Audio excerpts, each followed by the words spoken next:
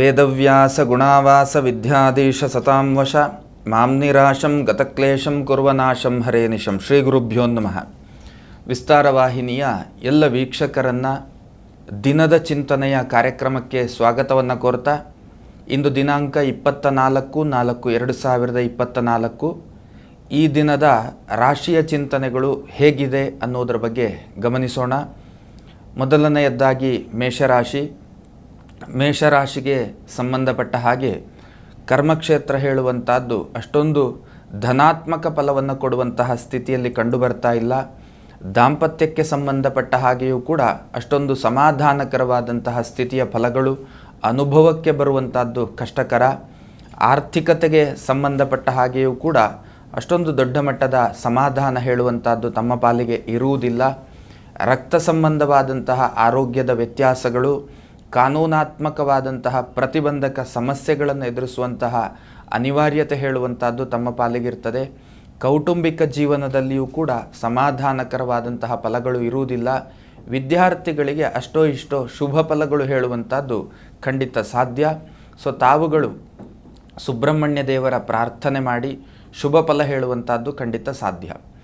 ಇನ್ನು ವೃಷಭ ರಾಶಿಗೆ ಸಂಬಂಧಪಟ್ಟ ಹಾಗೆ ಕಾರ್ಯಭಂಗ ಫಲಗಳು ಹೇಳುವಂಥದ್ದು ತಮ್ಮ ಅನುಭವಕ್ಕೆ ಬರಲಿಕ್ಕಿದೆ.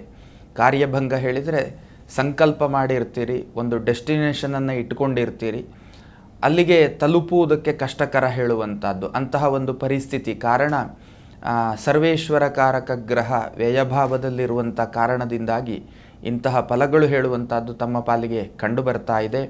ಇನ್ನು ದಾಂಪತ್ಯದಲ್ಲಿ ಸೌಖ್ಯ ಫಲಗಳುಂಟು, ಮಕ್ಕಳಿಂದ ಸಂತೋಷದಾಯಕವಾದಂತಹ ಫಲಗಳುಂಟು. ವಿದ್ಯಾರ್ಥಿಗಳಿಗೆ ಶುಭ ಫಲ ಹೇಳುವಂಥದ್ದು ಕಷ್ಟಕರವಾದಂತಹ ಸ್ಥಿತಿಯಲ್ಲಿ ಕಂಡುಬರ್ತಾ ಇದೆ. ಎಲುಬು ನರಗಳಿಗೆ ಸಂಬಂಧಪಟ್ಟಂತಹ ಆರೋಗ್ಯದ ಅವ್ಯವಸ್ಥೆ ಹೇಳುವಂಥದ್ದು ತಮ್ಮ ಪಾಲಿಗೆ ಕಂಡುಬರ್ತಾ ಇದೆ. ಬದುಕಿಗೇನು ಬೇಕು ಅಂತಹ ಸಂಪತ್ತಿನ ಆಗಮನದ ಫಲವೂ ಕೂಡ ತಮ್ಮ ಪಾಲಿಗಿದೆ.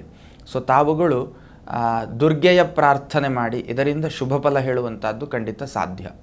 ಇನ್ನು ಮಿಥುನ ರಾಶಿಯವರಿಗೆ ಏಕಾದಶ ಭಾವದ ಗುರು ಅತ್ಯಂತ ಶುಭದಾಯಕವಾದಂತಹ ಫಲವನ್ನು ಕೊಡುವಂತಹ ಸ್ಥಿತಿಯಲ್ಲಿ ಕಂಡುಬರ್ತಾ ಇದೆ.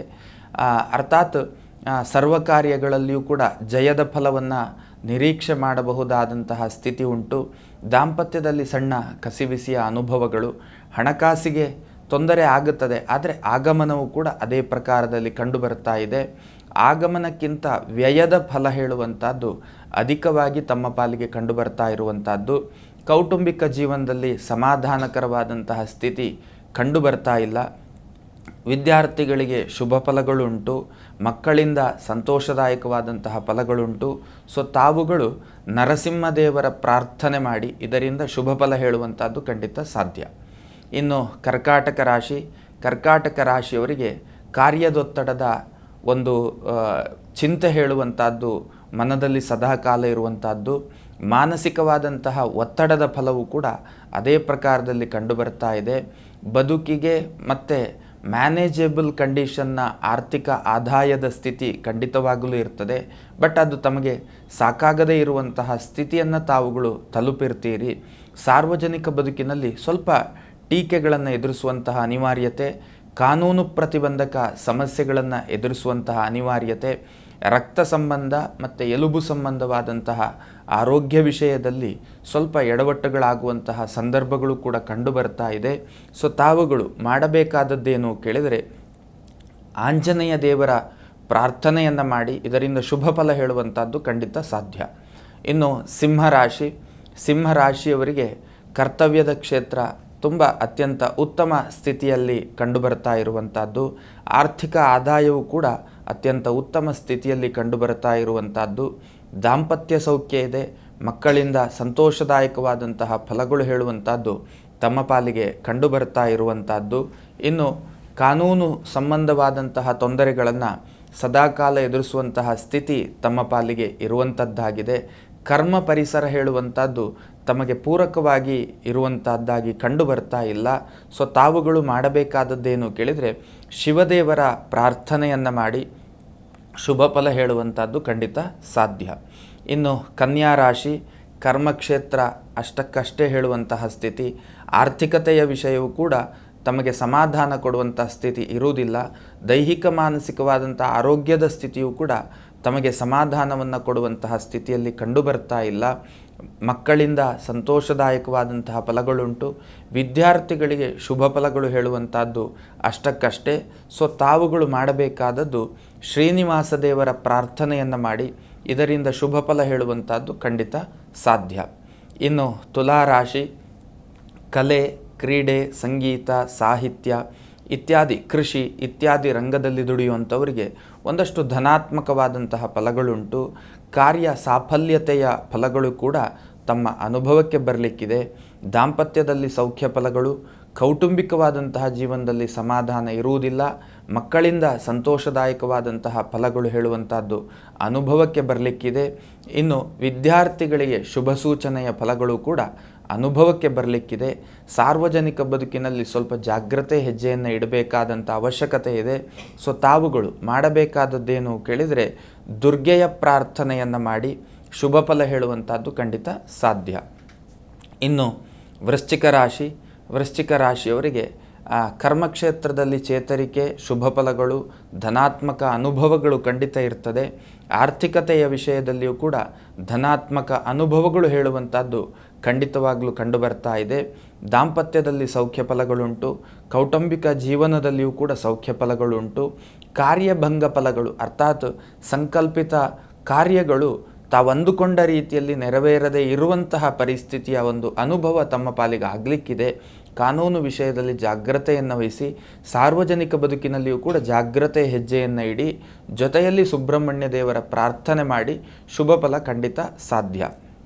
ಇನ್ನು ಧನುರಾಶಿ, ಕರ್ತವ್ಯದಲ್ಲಿ ಉತ್ತಮ ಫಲಗಳು ಉಂಟು.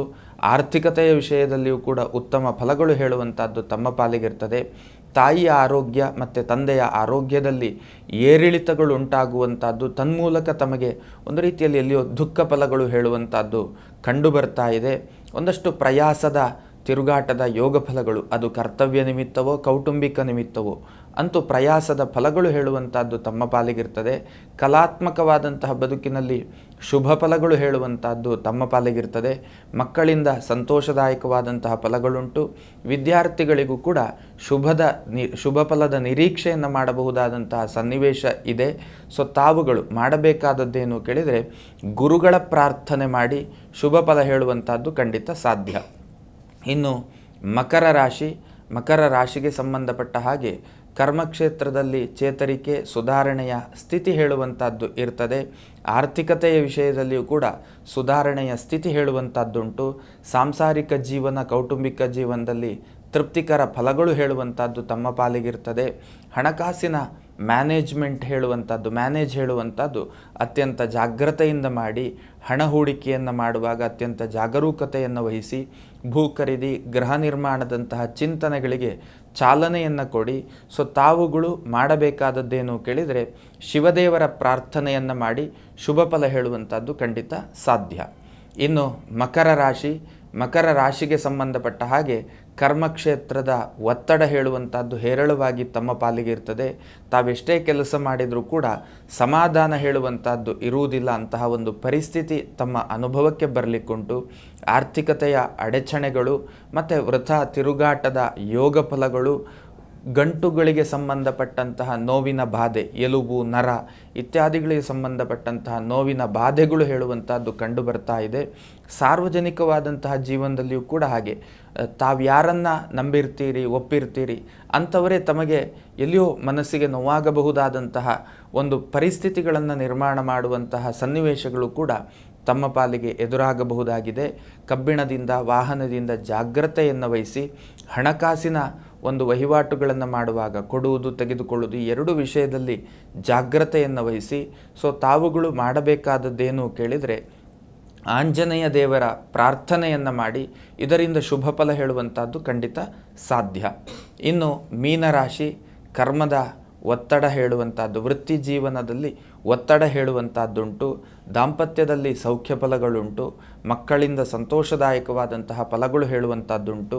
ಕಲೆ, ಕ್ರೀಡೆ, ಸಂಗೀತ, ಸಾಹಿತ್ಯ ಇತ್ಯಾದಿ ರಂಗದಲ್ಲಿ ದುಡಿಯುವಂಥವರಿಗೂ ಕೂಡ ಶುಭ ಫಲಗಳು ಹೇಳುವಂಥದ್ದು ಕಂಡು ಬರ್ತಾ ಇದೆ. ಏನೇ ಮಾಡಿದರೂ ಕೂಡ ಮಾನಸಿಕವಾದಂತಹ ಶಾಂತಿಯ ಭಂಗ ಆಗುವಂಥದ್ದು, ದೈಹಿಕವಾದಂಥ ಆರೋಗ್ಯದ ಭಂಗ ಅನ್ನುವಂಥದ್ದು, ಆರ್ಥಿಕತೆಯ ನಷ್ಟ ಅಂತ ಹೇಳುವಂಥದ್ದು, ಇಂತಹ ಫಲಗಳು ಕೂಡ ತಮ್ಮ ಅನುಭವಕ್ಕೆ ಆಗಾಗ ಬರಲಿಕ್ಕಿದೆ. ಕೆಲವೊಂದು ವಿಷಯಗಳಲ್ಲಿ ಅತ್ಯಂತ ಸೂಕ್ಷ್ಮ ವಿಚಾರಗಳು, ಅದು ಹಣಕಾಸು, ದೈಹಿಕ ಮಾನಸಿಕವಾದಂಥ ಆರೋಗ್ಯದ ವಿಷಯ ಮತ್ತು ವೃತ್ತಿ ಜೀವನದ ಸ್ಥಾನಮಾನಾದಿಗಳಿಗೆ ಸಂಬಂಧಪಟ್ಟ ವಿಷಯ, ಇದೆಲ್ಲದರಲ್ಲಿಯೂ ಅತ್ಯಂತ ಜಾಗ್ರತೆ ಹೆಜ್ಜೆಯನ್ನು ವಹಿಸಬೇಕಾಗುತ್ತದೆ. ಸೊ ಜೊತೆಯಲ್ಲಿ ಗುರುಗಳ ಪ್ರಾರ್ಥನೆಯನ್ನು ಮಾಡಿ ಶುಭ ಫಲ ಹೇಳುವಂಥದ್ದು ಖಂಡಿತ ಸಾಧ್ಯ. ಇದು ಈ ದಿನದ ದ್ವಾದಶ ರಾಶಿಯ ಚಿಂತನೆಗಳಾಗಿದ್ದಾವೆ. ಈ ಚಿಂತನೆಗಳು ನಮ್ಮ ಸಾರ್ಥಕ ಬದುಕಿಗೆ ಪೂರಕವಾಗಿರಲಿ ಅನ್ನುವಂತಹ ಆಶಯದೊಂದಿಗೆ ಈ ದಿನದ ಚಿಂತನೆಯನ್ನು ಮುಗಿಸ್ತಾ ಇದ್ದೇನೆ. ಶ್ರೀಕೃಷ್ಣ ಅರ್ಪಣಮಸ್ತು. ಅನುಕ್ಷಣದ ಸುದ್ದಿಗಳಿಗಾಗಿ ವಿಸ್ತಾರ ನ್ಯೂಸ್ ಯೂಟ್ಯೂಬ್ ಚಾನೆಲ್ ಸಬ್ಸ್ಕ್ರೈಬ್ ಮಾಡಿ. ಹೊಸ ಸುದ್ದಿಗಳ ನೋಟಿಫಿಕೇಶನ್ಗಾಗಿ ಬೆಲ್ ಐಕಾನ್ ಕ್ಲಿಕ್ ಮಾಡಿ. ಲೇಟೆಸ್ಟ್ ಅಪ್ಡೇಟ್ಸ್ಗಾಗಿ www.vistaranews.com ವೆಬ್ಸೈಟ್ಗೆ ವಿಸಿಟ್ ಮಾಡಿ. ಅಂಗೈಯಲ್ಲೇ ಜಗತ್ತಿನ ಸುದ್ದಿ ತಿಳಿಯಲು ವಿಸ್ತಾರ ನ್ಯೂಸ್ ಕನ್ನಡ ಆಪ್ ಡೌನ್ಲೋಡ್ ಮಾಡಿ.